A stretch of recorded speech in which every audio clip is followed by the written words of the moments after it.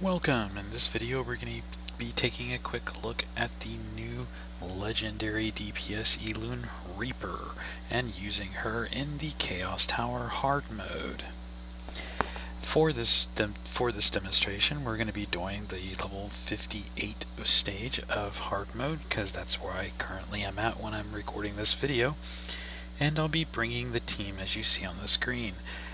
My front line will be a tank, which is the Nasser. Then I'll be bringing in an Artemil for support and a Weiwei for support. No healer at all, as those two are enough to compensate any of the damage that the enemies do.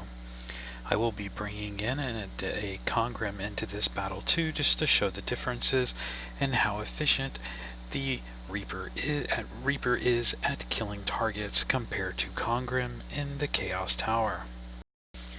I do have my potions enabled, as I just make extra ones because I have so many of the mats.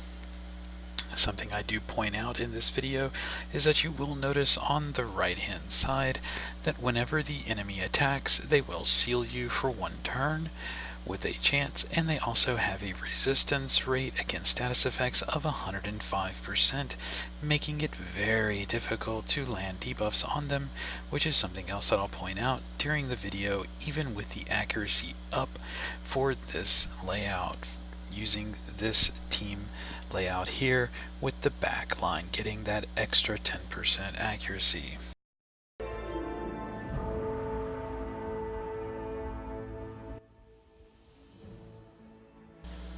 Okay, I started the video and we'll go through and see it now. This is just a pre-recording of what I did earlier. I did this on my tablet, so I wasn't able to record it in real time, but I did record it as I played it. I start off always by buffing with the Weiwei to get up the defenses and the healing just to start off with. As you can see, the Reaper moves next and can attack only the back line.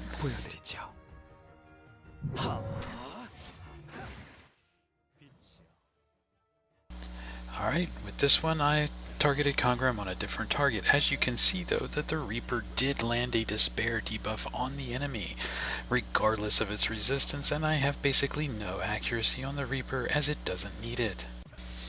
And you can see that the Reaper was targeted by one of the enemies and evaded the attack because the Reaper is in the back line and the passive makes it so it cannot take damage, and it evades all damage from enemies when the back line is there and there's someone in the front line still alive.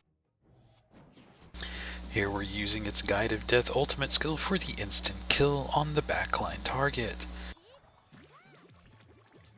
Most of the time I'm just going to be buffing with Weiwei just so I can show off the Reaper and the Kang without doing extra damage with anything else.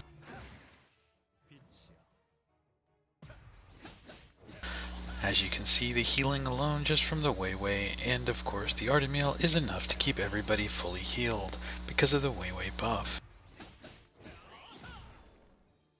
The first group is cleared, and the Kang never even had a chance to use his ultimate skill for one-shotting. Moving on to the next floor, it's going to be similar. This time I'm going to be using the special skill on the backline enemy just to show you. It applies 3 of those bleeding effects to it with 100% accuracy, meaning they always land, because they cannot be resisted by anything with that assassination mark on it. As you can see here, I attempt to seal this one, but I cannot get it because it'll always be resisted. Even with good accuracy on the Kang, it still gets resisted because of the high resist rate of the enemy on this floor.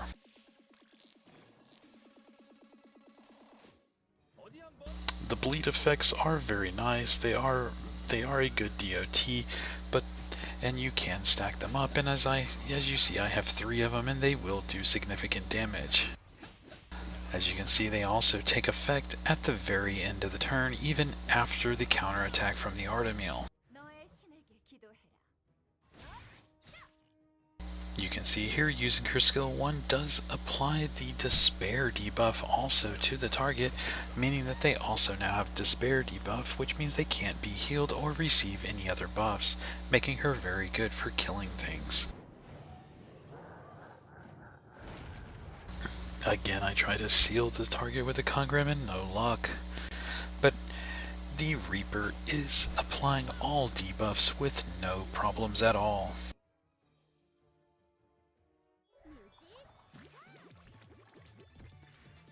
As I said, I'm mostly just going to be buffing with her and using the Reaper to show it. Whenever it targets frontline, just like the backline, it always goes for the highest HP. I do have a violence set on this gear set on the Reaper so that it can get multiple turns. As you can see, the second group of mobs again was easy, never even using the ultimate skill of the Kangrim yet.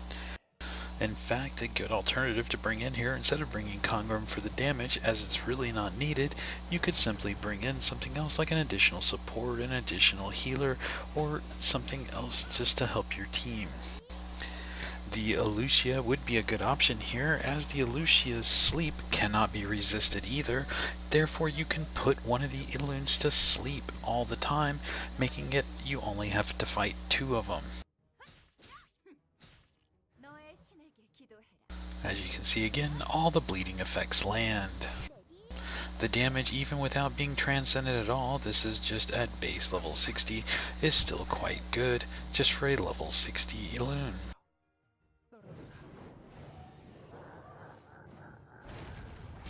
Again, trying to do something with the Kangrim, but no debuffs are landing. So far the Kangrim has done basically nothing. Most of the damage is coming from Reaper and coming from the Artemil.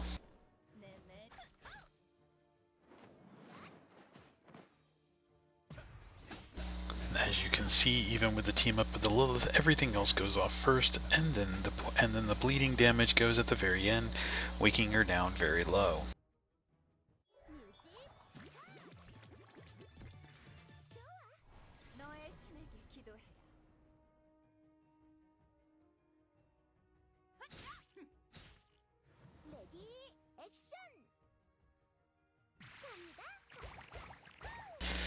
As you'll notice too, anytime the enemies attack with AoEs or any direct attacks on her, none of them ever land because they can't, because she evades everything as she's in the back line. To finish off this last enemy, I'm just using Kangrim's ultimate because I hadn't had a chance to use it the entire round.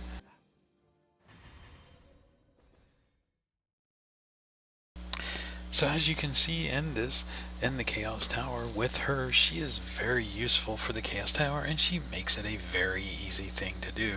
It doesn't matter what the HP is of any of them, as she will always be able to one-shot them. The skill does have a cooldown, but you can simply just keep passing her turns. Running it on a Violent set or a full Great Spirit set is fine. The stats on it really doesn't matter too much on her. As long as your tank is alive, she won't be taking any damage, as she will just evade any damage that she's attacked with, including AoE damage from the enemy, making her very safe for this, even without getting her to 6-star or transcending her at all.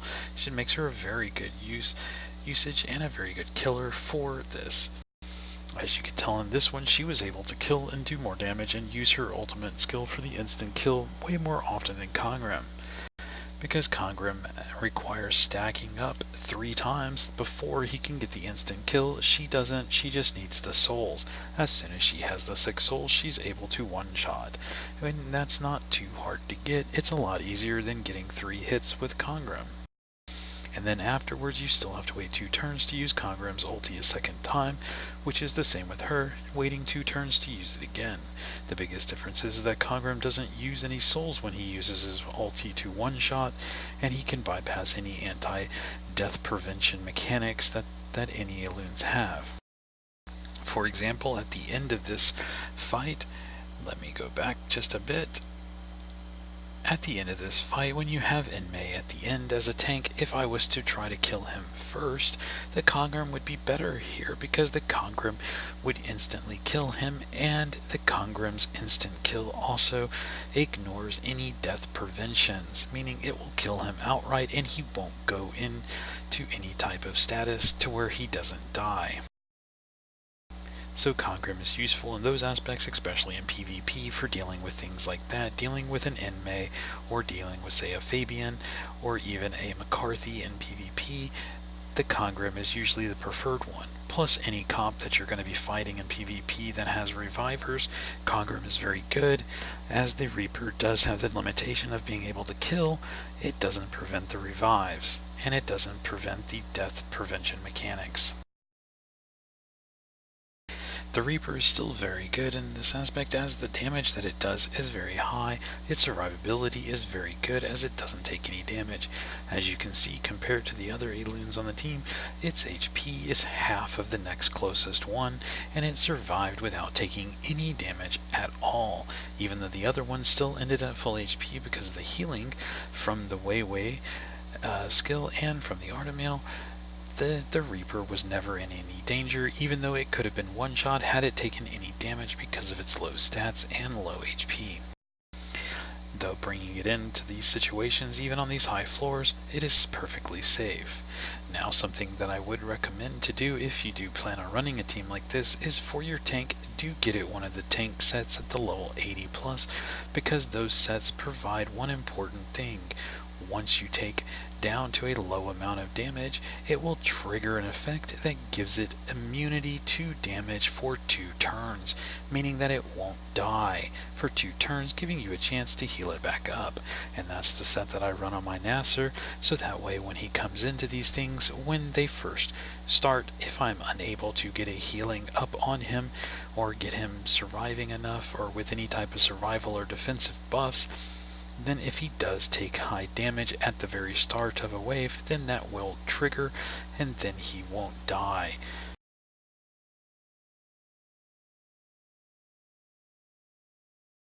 That's just a brief look at the new Elune Reaper from this, and using her in the Chaos Tower, and why she is very strong here and is going to make Chaos Tower a very simple thing to do with her, and because of how she is used and because of her skills.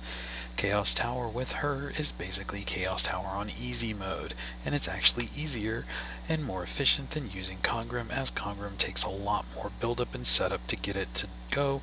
She can start doing it right away, and you don't have to worry about survival on her. All you have to do is keep the tank alive so that she stays alive. As long as your tank's alive and she's in the back row, she's not going to die. That's going to be it for this one. If you have any questions or comments, please leave them below and I'll answer them as soon as I can. Thank you.